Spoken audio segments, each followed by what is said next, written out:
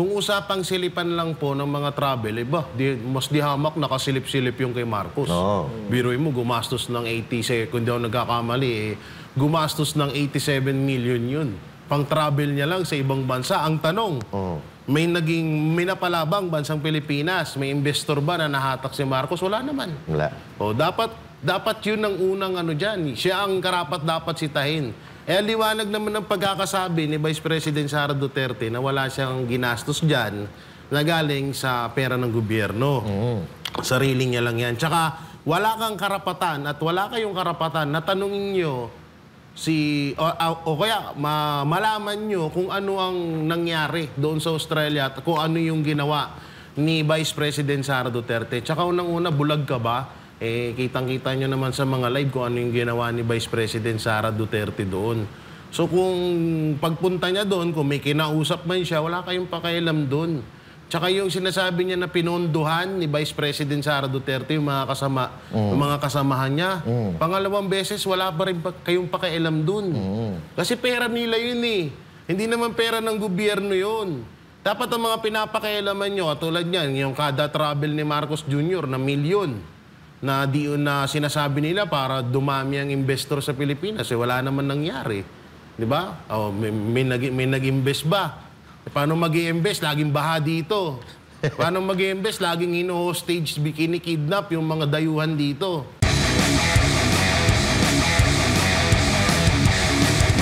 Sariwain natin ang mga alaala ni Claire Castro.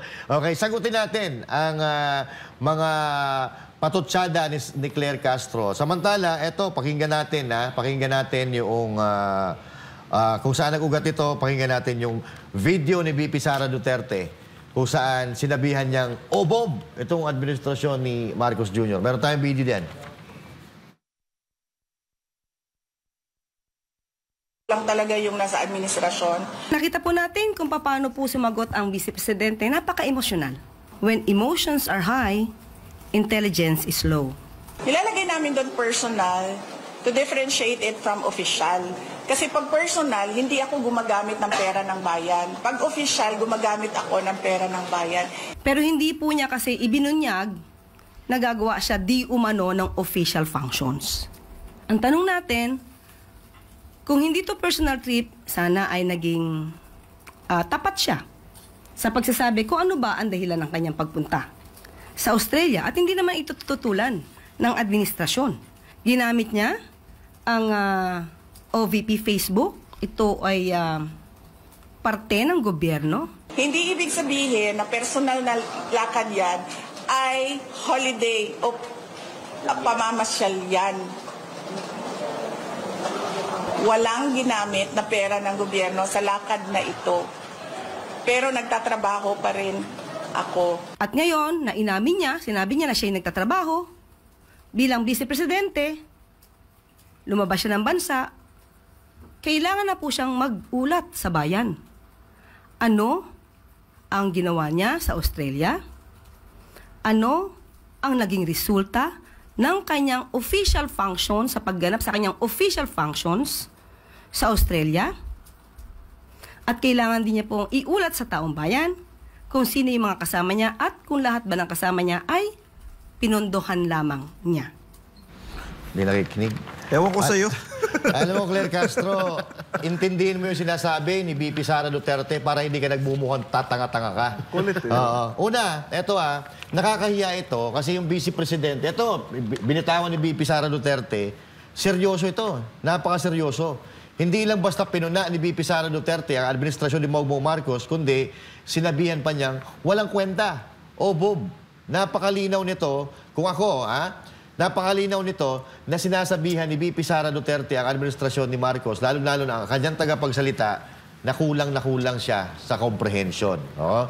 At ang sinabi, nakita po natin na sabi ni Claire Castro, gumamit pa siya ng when emotions are high, intelligence are low. Gumamit pa ng quote, no? Gumamit pa siya ng quote card, no? At etong sinasabing ni Claire Castro na ito, dapat ina-apply niya ito sa kanya. Kasi unang-una, si VP Sara Duterte, kapag nagsasalita yan, tusok na tusok, pero kalmado.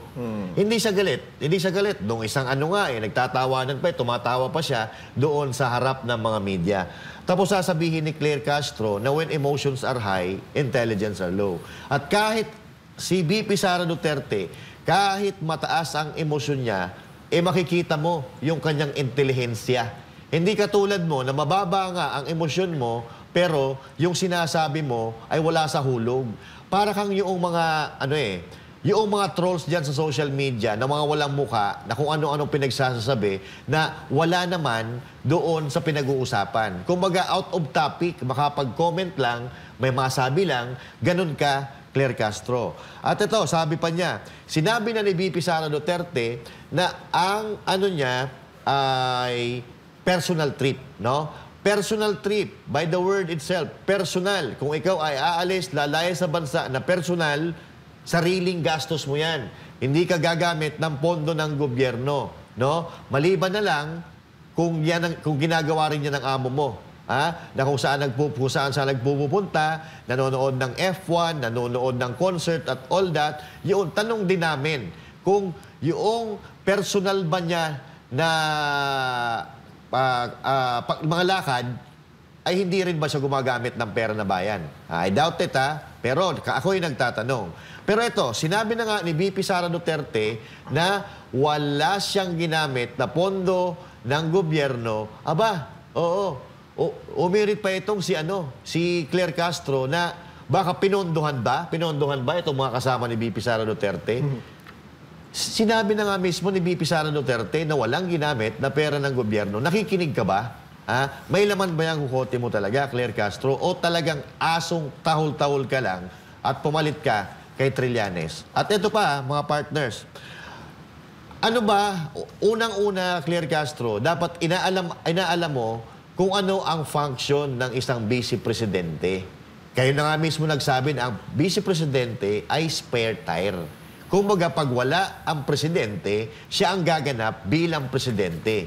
Pag natigok ang presidente, si VP Sara Duterte ang papalit. So now, bakit hinaanapan mo siya ng trabaho? Actually, itong ginagawa ni VP Sara Duterte ngayon, extra mile ito. Hindi na dapat ang ginagawa ito at ang dapat na gumagawa nito, kumakausap sa mga OFW, dapat trabaho ito ng presidente na amo mo. Pero dahil may malasakit si VP Sara Duterte sa mga OFW, siya ang pumapasyal, siya ang pumupunta dahil hindi yan nagagawa ng amo mo. So now, balikan kita, Claire Castro, sana alam mo kung ano ang function ng Vice Presidente, maliban na lang kung mayroon nakaatang sa kanya na pagiging sekretary ng isang ahensya ng gobyerno, wala naman. So now, plainly, Vice President Sara Duterte is a spare tire of a president. No, whatever happens to the president, in the event na wala ang presidente, dapat siya ang humahalili. Na hindi nyo naman ginagawa at ibang tao o ibang opisyal ng gobyerno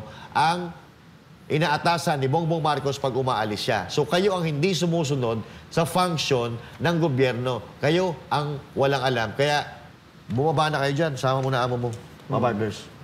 Magnanakaw ka, Auntie Claire.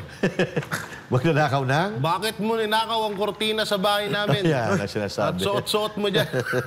Pakita mo dyan. Matigpagyan.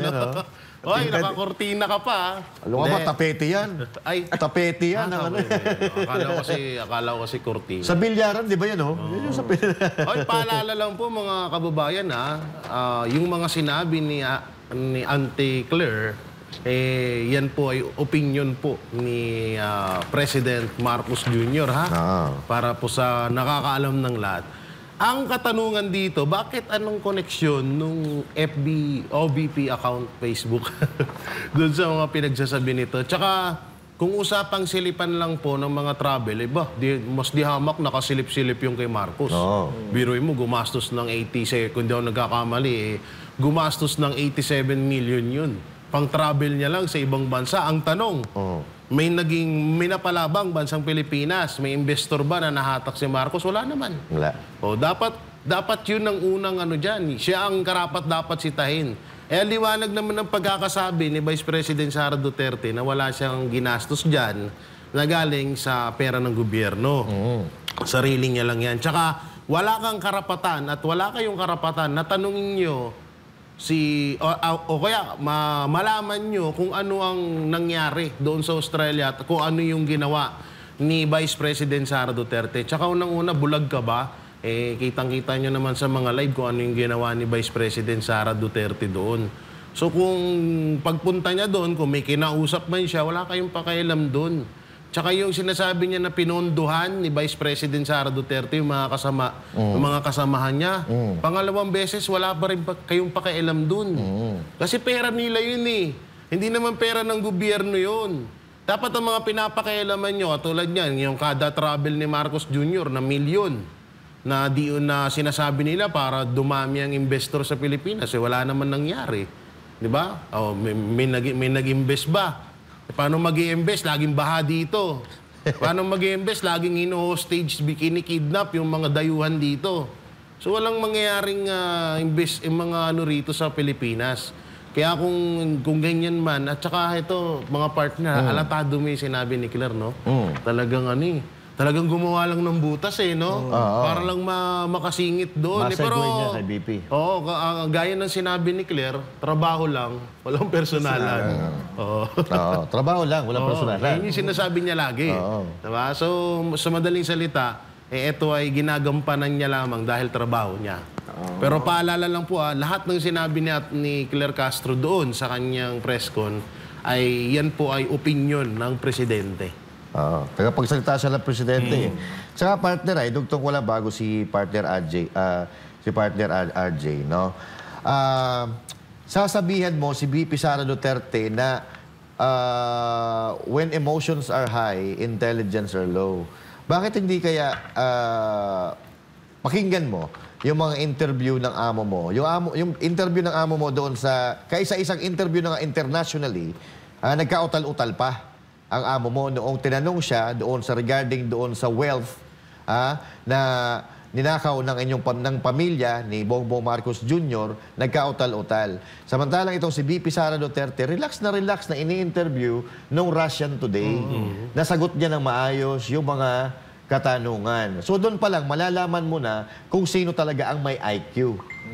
Si Bongbong Marcos ba o si VP Sara Duterte? Makita-kita, wala na tayong dapat pag-usapan doon mga partners. So doon pa lang, napatunayan na natin na itong sinasabi ni Claire Castro ay isa na namang atake kay VP Sara Duterte na yun naman talaga trabaho niya. Kumahol ng kumahol, durugin si VP Sara Duterte para sa 2028, mahina. Kaya lang hindi umina Malakas pa rin dahil doon sa survey na bagong lumabas, VP Sara Duterte lang malakas. Hindi, tsaka parang RJ bago sa'yo, naghahapit, alam mo bakit?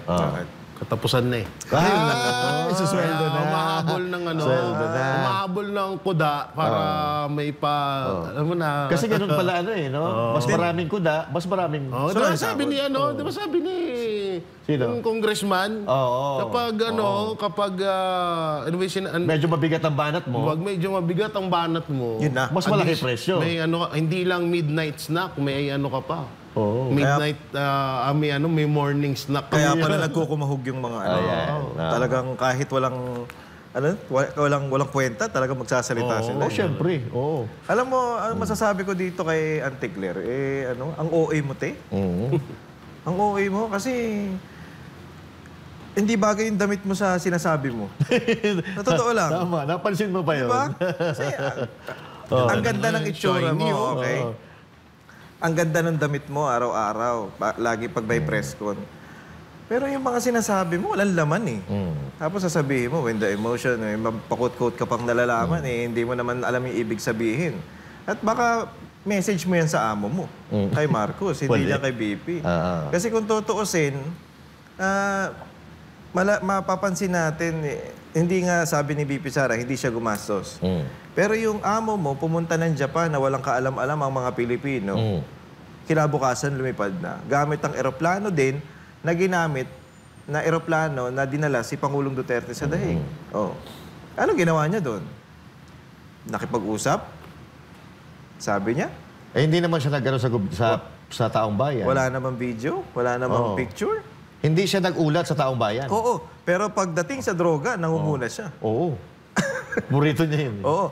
Meron nga ako nakitang picture na si Pangulong Duterte laging nagbabaw after niya mag-speech. Nagbabaw siya sa mga Pilipino. Sa mga tao? Sa mga tao. Oo. Si Marcos nagbaw sa Sa shabu.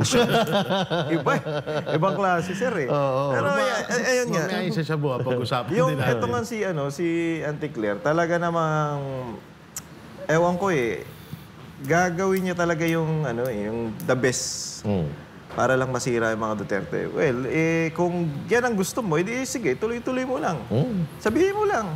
Siraan mo pa ng siraan, banatan mo ng banatan, maganda nga yan Sa totoo lang, maganda yan Kasi ang taong bayan, kitang-kita kung paano gumalaw si BP Sara. Yes. Kung paano magsalita, kung gaano katalino si BP Sara. Ngayon, si Claire Castro, kung banat ka ng banat kay BP Sara, ngayon nakikita naman ng taong bayan kung gaano siya katanga. Yes. Kung gaano siya kahina. Kaya tuloy-tuloy mo lang yung banat. Gusto namin yan. Para may content kami araw-araw. Madugtong ko yung sinabi mo kanina. Yung sinabi mo na hindi tugma yung damit ni Auntie Claire. Oo. Sa kanyang sinasabi. Oh, yun yung tinatawag na dirty inside, dirty outside. Clean outside, dirty inside. Malinis sa labas. Hindi, lahat na. Lahat na marumi sa kanya Ay, sa bagay, mukhang malinis lang sa kanya, salamin niya